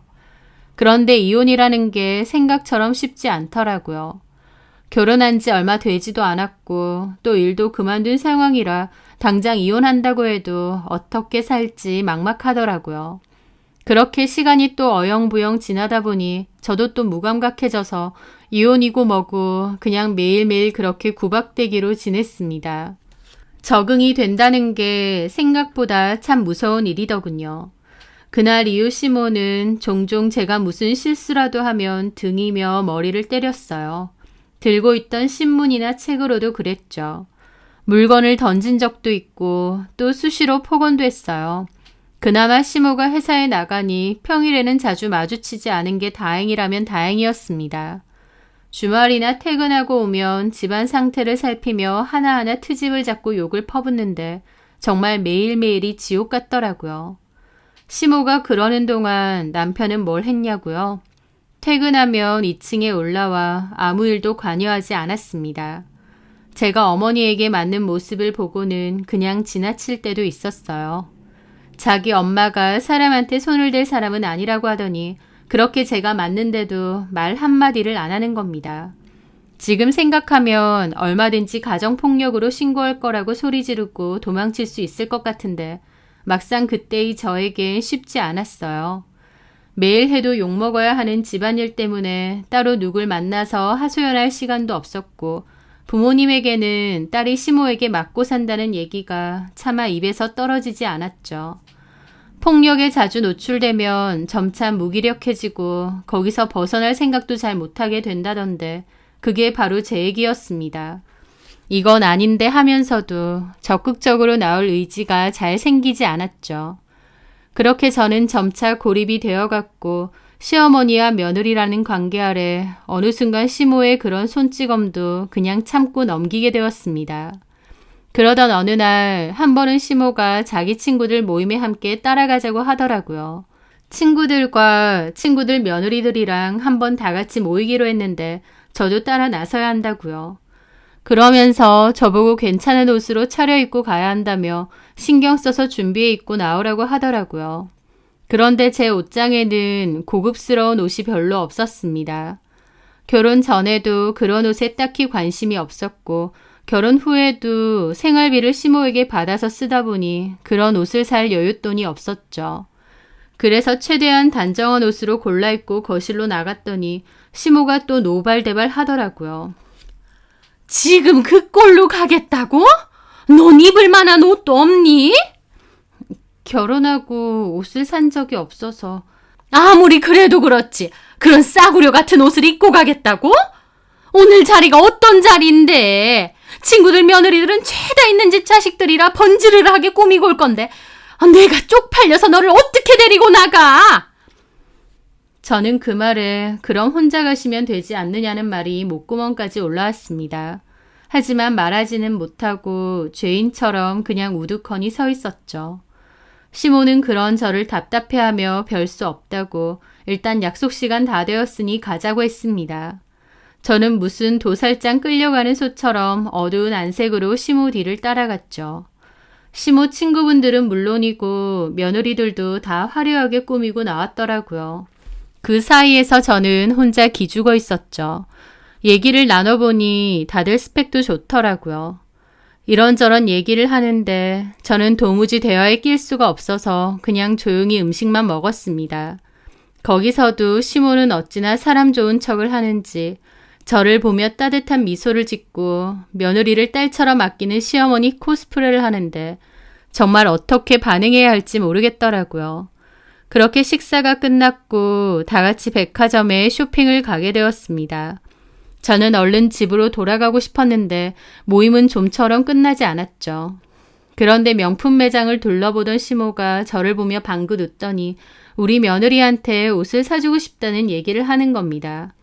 우리 은경이가 워낙 바르고 검소해. 요즘 애들 같지 않게 명품 옷 하나 없더라고. 내가 몇 번 괜찮은 브랜드 옷을 사주고 싶다고 그래도 매번 자기는 괜찮다면서. 내 며느리지만 너무 착하고 발라. 그래도 오늘은 내가 너 옷 한 벌 꼭 사주고 싶구나. 한번 편하게 골라봐. 그 말을 무슨 연극대사처럼 본인 친구들 앞에서 하는데 사람이 저렇게 앞뒤가 다를 수 있구나 싶어 표정 관리가 안 되더라고요. 시모 친구들은 그런 시모를 세상에 둘도 없는 좋은 시모라도 되는 양 저에게 저런 시어머니 없다는 얘기도 했죠. 예, 진짜 세상 천지에 저런 시어머니가 어디 있을까 싶었어요. 저는 어쩌지도 못하고 그냥 눈치만 살피고 있었습니다.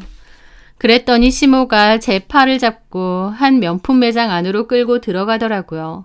그러면서 이것저것 옷이나 가방 등을 가져와 제 몸에 대보고 이게 괜찮니 저게 괜찮니 하는 거였습니다.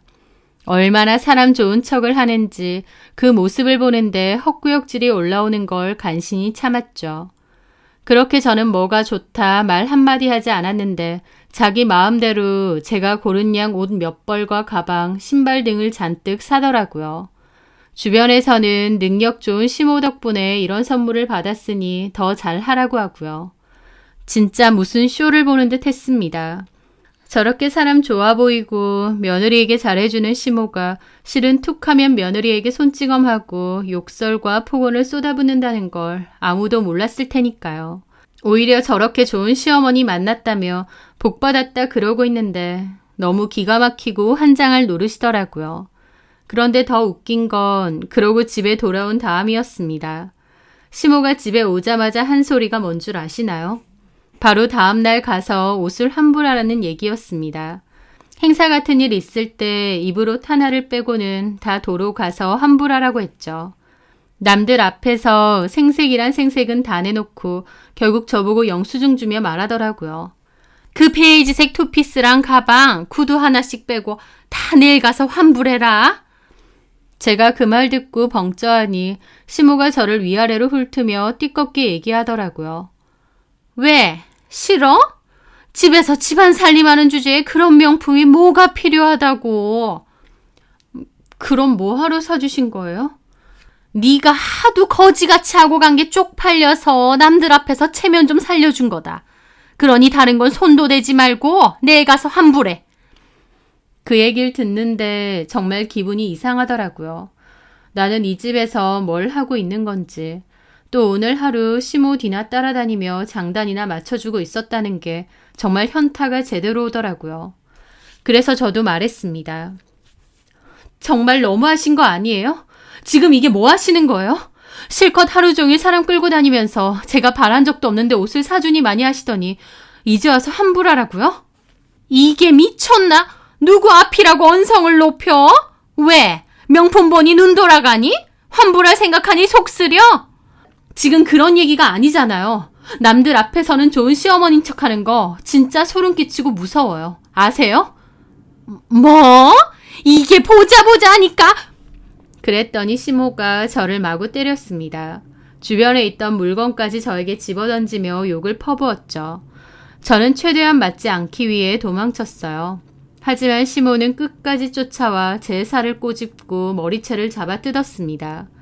그날은 저도 도저히 참을 수가 없어 시모의 팔을 잡고 뿌리쳤습니다. 그 바람에 시모가 뒤로 넘어졌는데 하필이면 그 순간 집으로 돌아온 남편이 그 모습을 보고 말았죠. 그런데 제가 시모 손을 뿌리치는 모습만 본 남편은 도리어 저에게 뭐라고 하더라고요. 너 미쳤어? 뭐 하는 거야, 우리 엄마한테? 그 말을 듣는데 진짜 뒷목 잡고 쓰러질 정도였어요. 맞은 쪽은 난데 얻어 터진 것도 난데 제가 무슨 시모에게 해코지라도 한 것처럼 말하는 남편이 사람처럼 보이지 않더라고요. 미쳤냐니? 지금 누구 보고 미쳤다는 거야? 맞은 사람은 나야. 여기 상처 안 보여? 아무리 그래도 시어머니를 밀쳐? 남편 말 한마디 한마디가 말 같지 않아서 눈물도 안 나오고 그냥 입만 떡 벌리고 있었습니다. 남편은 시모 부축해 데리고 방으로 들어갔고 저는 그 자리에 앉아 뒤늦게 펑펑 울었습니다. 그 순간 그 으리으리한 집 안에 있는 제가 마치 커다란 감옥에 억울하게 갇힌 죄수가 된 기분이었어요. 아무도 제 편이 없어서 외로웠고 또 서럽더라고요. 그런데 제가 정말 이 모든 상황을 뒤집어 엎고 이혼해야겠다 결심한 건 그 후 남편이 저에게 다가와 한 말 때문이었습니다. 저 물건들 환불 때문에 그랬다며? 엄마가 환불하지 말래. 그냥 너 가지래. 이제 됐어? 그 말을 듣는데 진짜 온몸과 마음이 차갑게 식더라고요. 내가 고작 그 물건들 몇 개 때문에 이러나요? 아, 시모나 남편이나 나를 온전한 사람으로 취급도 안 하는구나 새삼스럽게 확 느꼈고 머리가 번쩍 각성이 들더라고요. 내가 저 사람들의 무시와 폭력, 폭언에 너무 익숙해져 있었구나. 지금 안 벗어나면 영원히 못 벗어나겠구나 깨닫고요. 그러면서 저는 이 지긋지긋한 결혼 생활을 끝내야 되겠다 굳은 결심을 했습니다. 하지만 그냥 쉽게 이혼할 수는 없었어요. 제 속에 남은 억울함과 분노를 이대로 품은 채 끝낼 수는 없다고 생각했습니다. 그래서 저는 일단은 참고 지냈어요. 시모는 여전히 저를 때리고 괴롭혔지만 저는 묵묵히 참고 견뎠어요. 그전에는 무기력하게 당했다면 이제는 의도를 가지고 참고 또 참은 거죠. 그렇게 있다 보니 하늘도 제가 가여웠는지 복수할 기회를 주더라고요. 그 기회는 바로 시모가 지자체에서 여는 모범 기업인상을 타는 자리였습니다. 시모를 포함 몇 명이 수상을 한다고 했고 지역의 기업인들과 시모의 지인들, 거래처 사람들, 함께 봉사활동을 하는 단체 사람들까지도 다 오는 자리였죠. 그 사람들은 다 시모의 천사 같은 모습만 알고 있을 겁니다. 저는 그날 시모의 본 모습을 꼭 낱낱이 밝혀야겠다고 다짐했어요. 평소와 다름없이 저에게 쟁반을 던진 시모는 거실 소파에 앉아 전화 통화를 하며 상을 받는 것에 대해 얘기하더라고요. 시모는 저에게 상을 받고 난 후 지인들과 함께 파티를 열 거라고 했습니다. 비서가 다 알아서 준비하겠지만 저보고도 신경을 쓰라고 했죠. 그래서 저는 일단 알겠다고 했습니다. 그렇게 시모는 상을 받았고 저 역시도 그 자리에 참석했어요. 시모는 상을 받고 단상에 올라가서 그러더군요.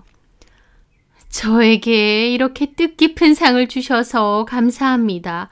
좋은 회사를 만들기 위해 또 사회에 보탬이 되고 도움이 되고 좋은 귀감이 될 수 있는 한 사람이 되기 위해 노력하며 살았습니다.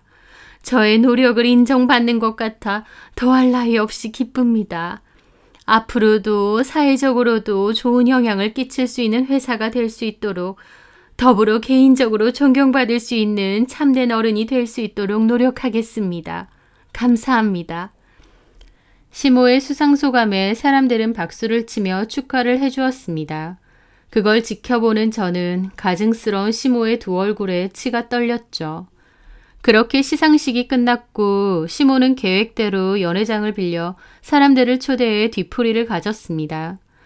시상식에도 왔던 시모와 친한 회사 대표들, 지인들도 대거 참석했죠. 저는 그 연회장으로 향하는 차 안에서 USB 메모리가 가방 안에 잘 있는지 몇 번이나 확인했습니다. 그 USB는 제가 시모의 축하 뒤풀이에 가는 이유기도 했죠. 그렇게 도착을 했는데 마음을 먹고 갔지만 막상 실행에 옮기려니 긴장되더군요. 그래서 연회장에 있는 와인을 좀 마셨더니 취기가 돌고 용기가 좀 생겼습니다. 저는 연회장 마당에 있는 단상 쪽으로 올라갔습니다. 그리고 마이크를 잡았어요. 시모도 저희 남편도 전혀 예상치 못한 행동이었기에 저를 보고 몹시 당황한 얼굴이었죠. 안녕하세요. 저는 오늘 모범 기업인상을 받으신 조연숙 대표님의 며느리인 김은경입니다. 갑자기 제가 단상에 올라가서 인사를 하자 사람들도 어리둥절했지만 일단은 박수를 쳐주더라고요. 어머님은 제가 저기 왜 올라갔나 하는 얼굴이고요. 어머님의 수상 진심으로 축하드립니다. 상 이름만 들어도 기업을 잘 이끌어가고 사회적으로도 공헌을 많이 해서 존경받는 분들이 받는 상인 것 같은데 저희 어머님 봉사활동도 꾸준히 하시고 기부도 하시고 사회적으로 참 귀감이 되시는 분이죠. 그런데요. 사회적으로 그렇다고 집안에서도 그러신 건 아닌가 봅니다. 제 말에 어머님 눈 휘둥그레지고 남편도 식겁해서 오려고 하더라고요. 저는 재빨리 바로 옆에 놓여져 있던 빔 프로젝트 재생 버튼을 눌렀습니다. 거기에는 제가 집에서부터 챙겨온 그 USB 메모리가 꽂혀 있었죠. 그리고 곧바로 그 USB 속에 담겨져 있던 영상이 화면으로 나왔습니다. 야, 이 멍청한 년아! 너 친정에서 그따위로 배웠어? 시모가 소리를 지르며 제 머리통을 때리는 모습이 가감없이 찍혀 있었죠. 그 모습에 거기 있던 사람들 모두 놀라서 경악을 했고요. 남편도 저 말리려 달려오다가 놀라서 멈춰서서 입이 뜨악하더라고요. 시모가 저에게 한 행동을 보고 놀랐다기보다 저런 행동을 할 때 제가 몰래 다 찍고 있었고 그걸 틀어버렸다는 사실에 놀랐겠죠. 화면 속에는 시모가 악기 같은 모습으로 눈을 희번뜩하며 저에게 소리를 질러대고 물건을 집어 던지는 것도 고스란히 나왔습니다. 죄송합니다. 사람 속 뒤집어 놓는 것도 가지가지해. 너만 보면 욕지거리가 튀어나와. 볼수록 멍청하고 쓸데가 없어. 알아? 화면 속 그 모습은 모업 기업인상을 받는 인자하고 너그러운 모습과는 180도 달랐죠. 사람들은 충격받은 듯 웅성거렸고 시모도 넋이 나간 듯 했습니다. 그 다음 장면은 식사 중에 시모가 이를 악물고 제 머리를 확 미는 장면이었습니다. 말을 하면 좀 알아들어라. 남을 이렇게 하는 거 아니라고 했지, 이 멍청한 년아. 그 뒤에도 장면들이 더 있었는데 저희 남편이 황급히 달려와 프로젝트를 확 껐습니다. 그리고 제 팔을 이끌고 따라오라고 하더라고요. 저는 놓으라고 했고 남편은 저를 끌고 가려 하고 그러는 와중에 서로 실랑이가 일어났습니다. 시모는 얼굴이 시뻘개져서 어쩔 줄 몰라 하다가 사람들이 수군대니까 황급히 자리를 뜨더라고요. 저는 그 자리에서 제 팔을 잡는 남편을 뿌리치고 이혼하겠다고 큰 소리로 선언했습니다. 어머님은 나 때리고 욕하고 너도 너네 엄마 편만 들지 않았냐고 나한테만 참으라고 하지 않았냐고 어머님보다 네가 더 싫고 진절머리 난다고요. 저는 그렇게 남편을 뿌리치고 웅성거리는 연회장을 떠났습니다. 그리고 택시를 타고 곧장 친정으로 갔습니다. 택시를 타고 가는 길 여러 감정이 들더라고요. 그때까지 심장도 너무 뛰고 걱정도 들었고 또 한편으론 속 시원하기도 했습니다.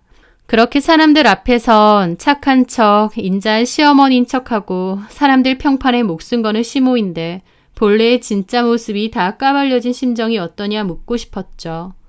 친정으로 와서 지내면서 변호사도 만나고 제가 모아놓은 영상들로 이혼 소송 및 위자료 소송도 걸겠다고 했습니다. 어머님에게도 위자료 소송 걸고요. 그러던 와중 남편이 술 처먹고 저희 친정 찾아와서 문 두드리고 욕설하며 가만 안 두겠다 소리를 질렀습니다. 저는 일부러 그것도 다 찍고 경찰을 불렀어요. 남편이 얼마나 난동을 부렸는지 바로 경찰 연행되었고 저는 그것들도 다 고소하고 위자료 소송 증거로 썼습니다.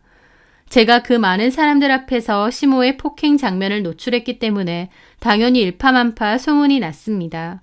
지역 신문에서는 지자체 모업 기업 인상 받은 대표의 두 얼굴이라는 기사까지 나고 평판 좋기로 소문난 시모의 진짜 얼굴이 다 까발려졌죠.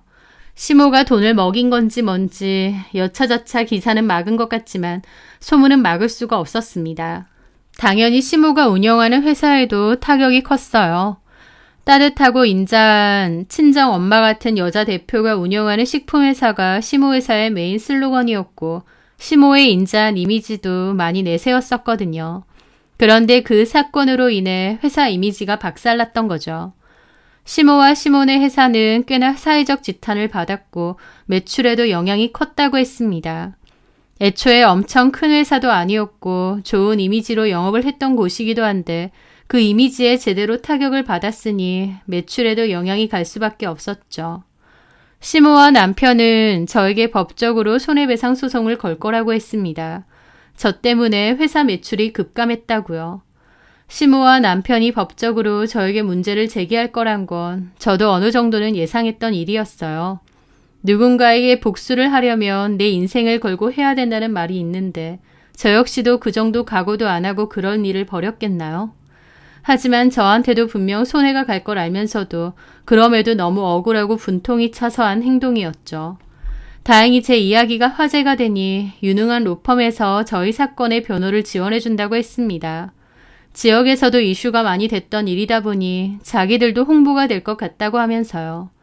저 역시도 시모에게 오랫동안 당했던 폭행과 폭언 등으로 손해배상을 걸었고 그날의 제 행동에도 정당성을 주장했어요. 게다가 시모 회사의 오래된 공금 횡령 문제, 식재료 표기 위반 문제, 위생 문제 등도 찾아내게 되었고 문제를 삼았습니다. 시모가 잘못된 방법으로 식품회사를 운영했고 고질적인 공금 횡령 문제도 있었다는 것을 주장했죠. 한마디로 내 폭로 때문이 아니라 원래부터 근본 없이 운영되었고 문제가 많았던 회사고 그래서 매출이 계속 떨어지는 거라고 주장을 했던 거예요. 저희 변호사들도 사건 관련한 자료조사를 많이 했고 대응했습니다. 당연히 그 일로 시몬의 회사는 엄청난 타격을 받고 공금 횡령으로 조사까지 받게 되었습니다. 제가 시모의 진짜 얼굴을 폭로했다고 저 하나 없애려고 하다가 오히려 자기들이 제대로 당한 거였죠. 법적인 다툼을 이어가고 구설수에 계속 휩싸이면서 시몬의 회사 거래처들의 계약 해지까지 이어졌고 경영 악화로 도산 위기까지 간다는 얘기도 들었습니다.